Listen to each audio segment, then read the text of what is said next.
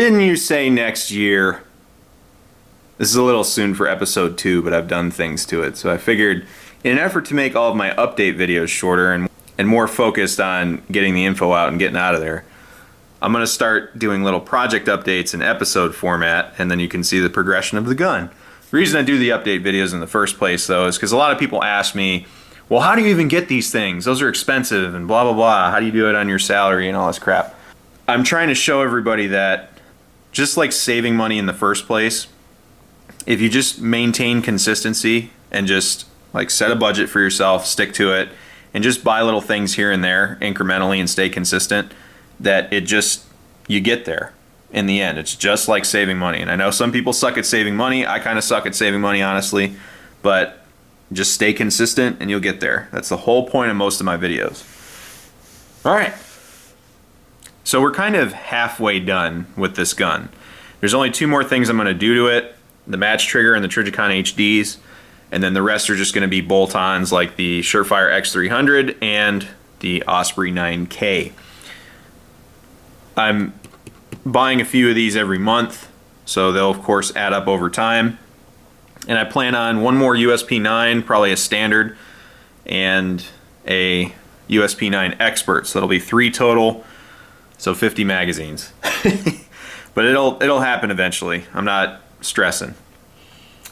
Now, with all that said, I've added the GG&G rail, the 1913 rail. It's brand new, just came out. I bought 2 of them, one for this gun and one for my home defense USP45. So far I like it. It's well built and it does its job. Now you got to be careful when you install these things, because if you over tighten it, it'll retard the timing of the gun, because the slide will be dragging on the inside of the dust cover. So what I would do is tighten it until it's flush and there's no wobble, but don't over tighten it. And trust me, I'm one of those dudes that over tightens things to make sure they don't get loose, but in this case you got to be careful. It's kind of like the side saddle on a shotgun. If you over tighten it, it'll retard the timing on the pump. So you have to be really careful about stuff like that. So far so good. I like the 1913 design because it'll let me put a Surefire on there. So my goal is to squeeze a Surefire X300 on it, the Osprey, and be a happy panda. Now, I'm kind of split between doing the match trigger first or the sights. The sights will make this gun completely functional as far as I'm concerned. I hate these sights. They really impact my ability to shoot this thing, and I know it shoots better than I'm shooting it currently, but it's because of the sights. I hate them. Hate them. Anyway, getting sidetracked. But due to the complexity, my internal drive is focused around getting this match trigger done and out of my life. I want to do a match hybrid, but because this is the last year that the USP9 SD was produced, I don't want to do anything experimental. So I have hopefully a deal on a USP9 lined up for when a department sells it. That could be my knockaround. I'll play with the match hybrid LEM set up with that. And I already know that I like the match trigger. It's not a variable. I'll definitely like the light LEM match hybrid, but I don't know if this is the gun that's going to wear it. So far for me, the match triggers have been super reliable through long shooting sessions.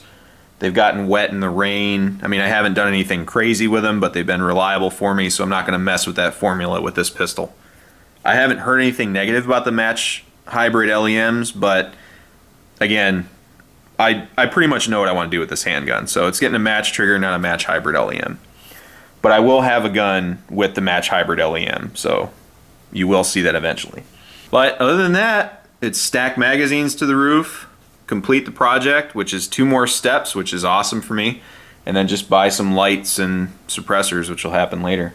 Very excited, and I can't wait to get this project done, honestly. I'm kind of focusing now, since everybody's panic bought everything, just on completing projects.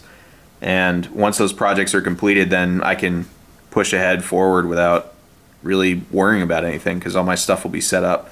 And I think it's more important for everything I own right now to be set up and ready to run than it is to continue to acquire things. I'm still going to acquire things, don't get me wrong. I still have a few more guns I'm going to buy, but I got to get ready for this move, and I have to make sure my stuff's ready to go, you know, just in case something happens or I decide I want to shoot it.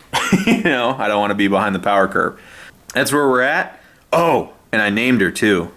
For those of you who don't know, I usually name my guns.